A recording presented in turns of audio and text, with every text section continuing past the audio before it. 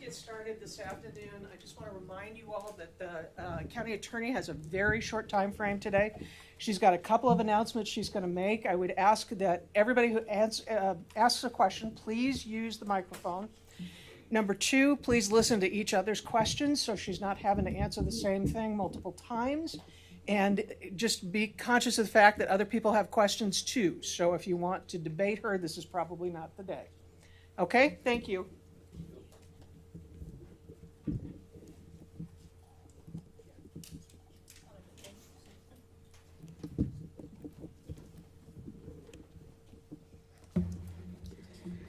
Well, good afternoon, everybody.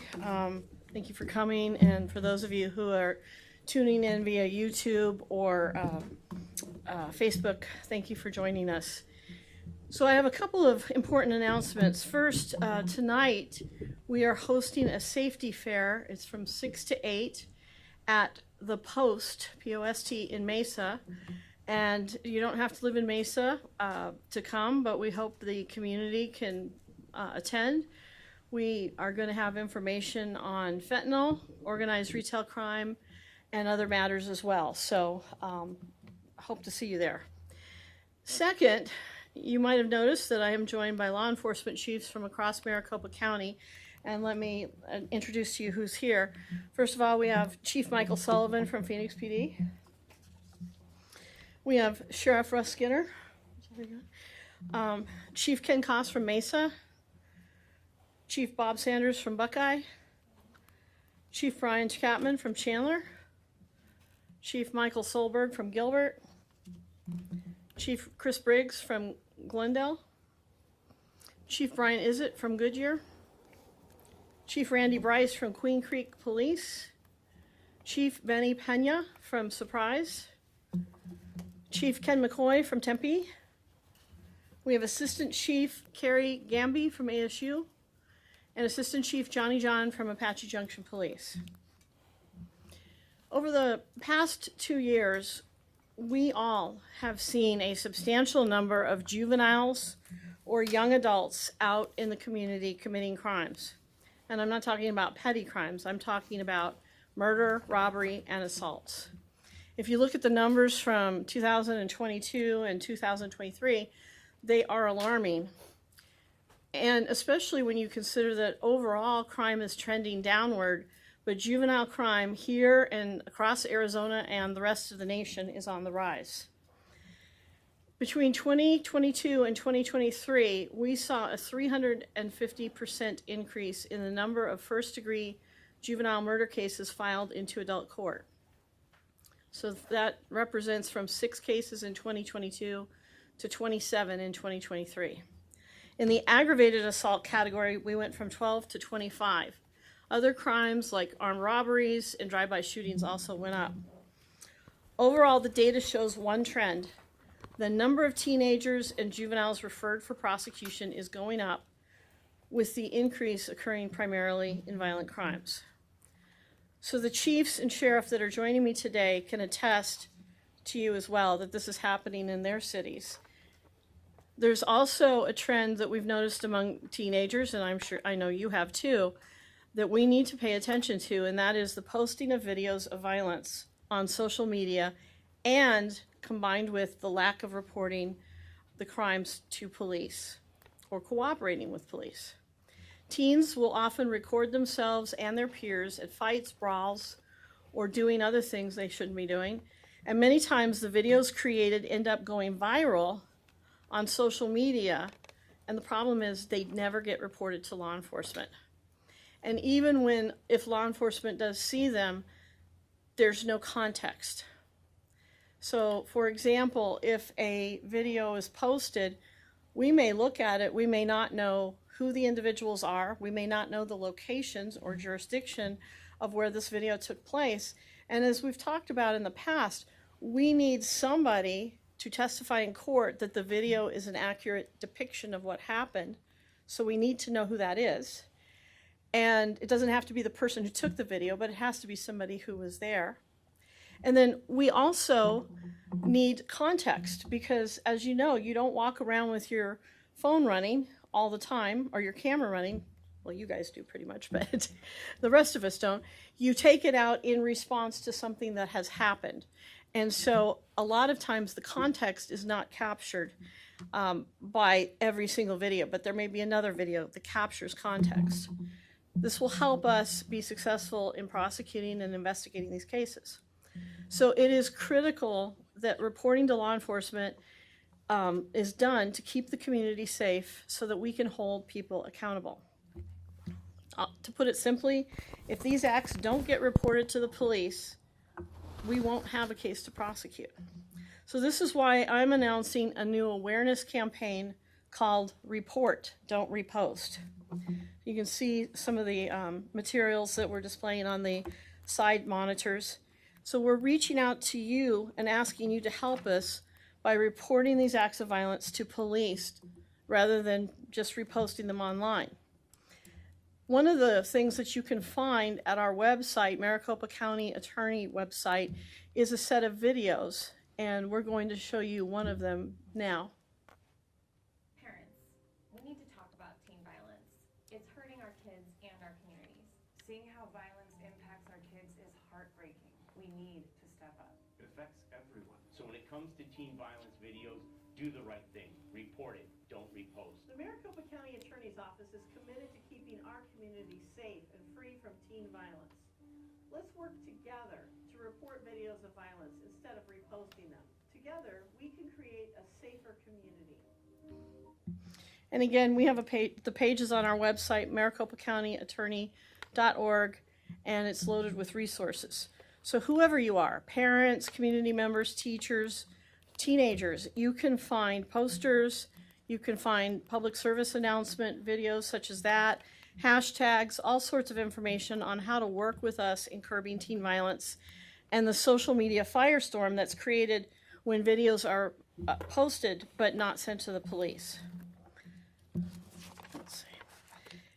So if there's a final message that we would send to you, it's with the help of police departments, our office, the community, and the media, that unified effort is going to be what's necessary to help reduce teen violence. So I want to thank our chiefs and Sheriff Skinner who have made the time to be here today. They're all going to stick around and be available to you for one-on-one interviews if you'd like to approach them after I'm done talking, taking your questions on this campaign.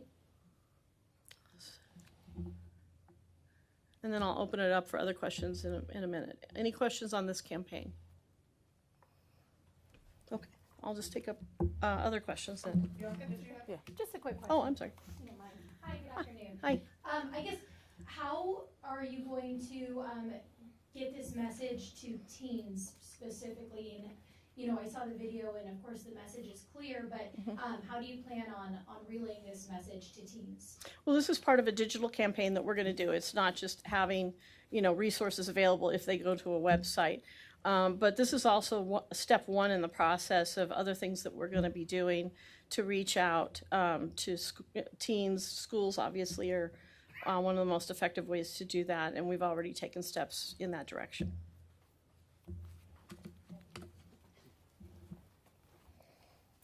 Hey, Matt. Hey, this may not be a question for you as much as, but what's the teeth behind this?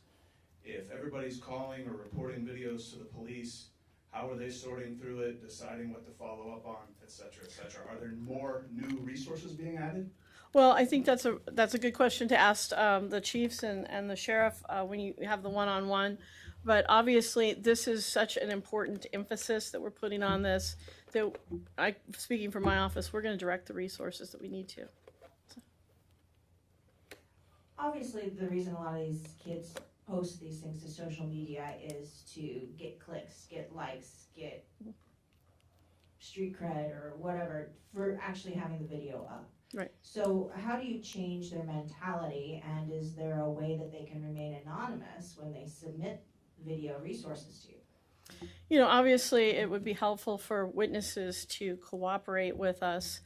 But, you know, if they're going to be anonymous, at least we'll have something hopefully actionable to start on. But, you know, we need some information. If we don't know any of the people in the video, we don't even know where the video was taken. It may look horrendous. They do look horrendous. but we have to have something actionable. And are the agencies ready to take just random video clips in, or social media, like just Well, URLs? they're gonna go through a normal reporting process. There's not gonna be just a cache where you send them, so it is a normal reporting process. Sorry, one more quick one before Sure. it gets to other questions. Have you tried engaging with the actual social media platforms where teens are posting these videos? And if so, what has been their response and willingness to participate in a campaign like this? Actually, we did a number of months ago. I made a video and did put it on some of the social media websites explaining this. But we're going to continue to keep that up. Obviously, it's a message that needs to be repeated. Are they cooperating or willing to participate? I mean, we've had some cooperation, but as you guys know, it's a drumbeat that has to keep going. It's not something that can just happen one time and then it'll peak and then it'll fall off. We have to keep this going, and we have to make sure that we explain to people why this is important. But the actual social media companies, I'm sorry, like Snapchat or Instagram, TikTok, have they been cooperative? Well, you mean in the investigation? Or willing to participate in a campaign like this and play a part? Oh, we haven't reached out to them to participate in the campaign. We're just using that as a digital media. So. Right. One more. What is your messaging to parents that are probably going to see this and maybe have conversations with their teens? What's your goal for those conversations? I think it's one of the things that I have seen recently is videos where somebody is being beaten and the parents aren't even made aware of it by the child. And going back to my sex crimes prosecutor days, it's critical for parents out there to make sure that they let their child know, you can tell me anything. I'm here to protect you. We're going to handle this correctly, so that they have that open line of communication, so that they have communication. Sit down with your kids and talk to them, because that's going to be critical for parents to be able to monitor what's going on in their child's community. Anybody else on this subject? Okay. All right. So then I will open it up. Let these guys get out of here.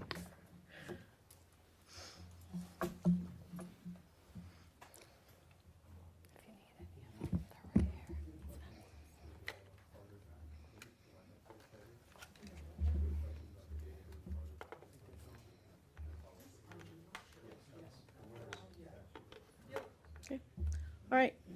Hi. Hi. I had a question about and maybe the assistant chief for ASU, she's still here to address this as well. But 3TV had reported that ASU PD had submitted more information to the MCAO on the Gaza protesters. So I guess the question from my newsroom is what information was submitted, when is the MCAO waiting on anything else, and when can we expect a decision on whether or not you're in charge? Yeah, as you know, this involves 72, I believe, protesters. So I am in regular contact with the attorneys that are going through that information. As you can imagine, it's voluminous in terms of body cameras, etc. I don't want to address what specific evidence we got in or not, but we are working as quickly as possible to make a decision on these cases, and we will as quickly as we can. So you received additional information, and you were talking about this. Was this the videos, et cetera, that you're describing? I'm not going to comment on all the information we have received. We have received a submittal from ASU that has substantial amounts of information, evidence in it, and we're going through that. All right.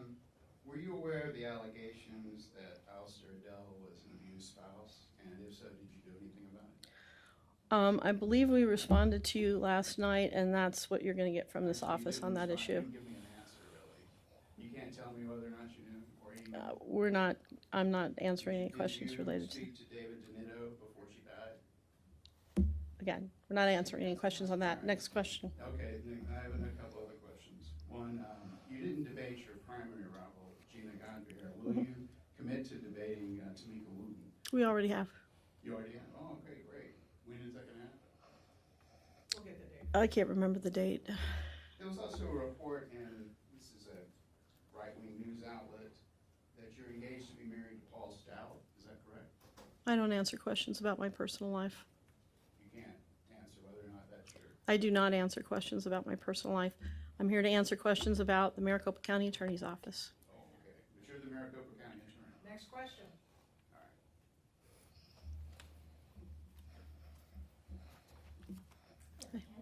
right. A couple questions on a couple of different topics. Has your office extended any plea agreements to any of the 7 defendants in the Preston Lord murder case? And if not, do you intend to? I don't talk about plea negotiations. I don't think that's appropriate. It's not off the table. I'll say that. And just to follow up on that, the attorney for Talon Renner in court the other day indicated that she was told that she would not be extended an offer and she would have to request one. Is that the protocol that all defendants are being told to follow, or is it different for each defendant? I'd have to verify that with the prosecutor. We leave that up to the individual prosecutors. That could change. I know when I was handling a caseload, it depended somewhat on the case and the, co-defendants, et cetera. And then I know that your office put an update out on social media about the Laura Owens case. I know there's been a lot of interest about that. Are you able to provide an update as to where you're at in that process and potentially a time frame as to when a decision could be made? I know, in fact, I was talking to one of the investigators working on it this morning about an update, and I know they're going through it quickly. They've talked to a number of people, and as you can imagine, it's gathering information from a number of different sources, medical, courts, etc. So they're busy working on that.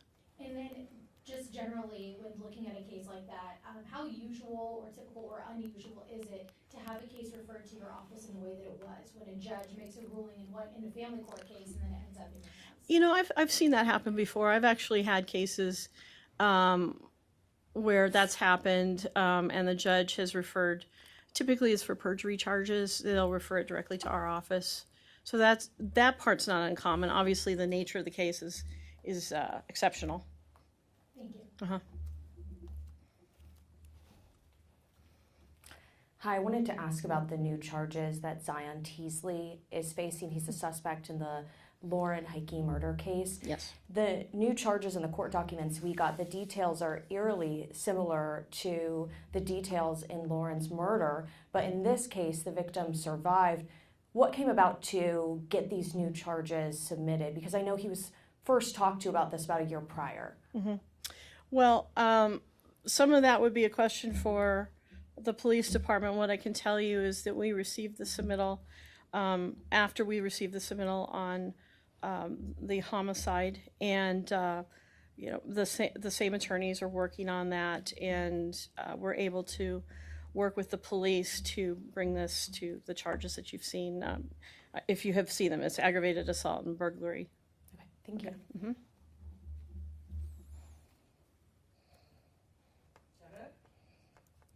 Okay. Thank you, everybody. Thanks.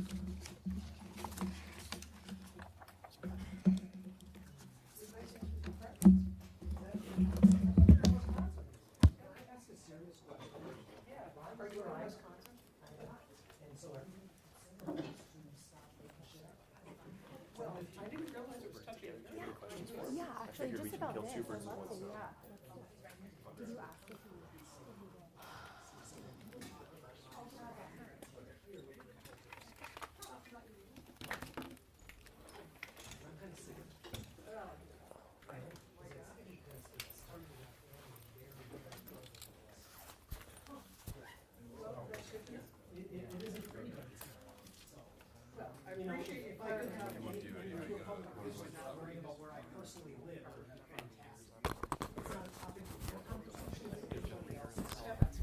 Yeah, mostly because I could see your cars were picked up on mine.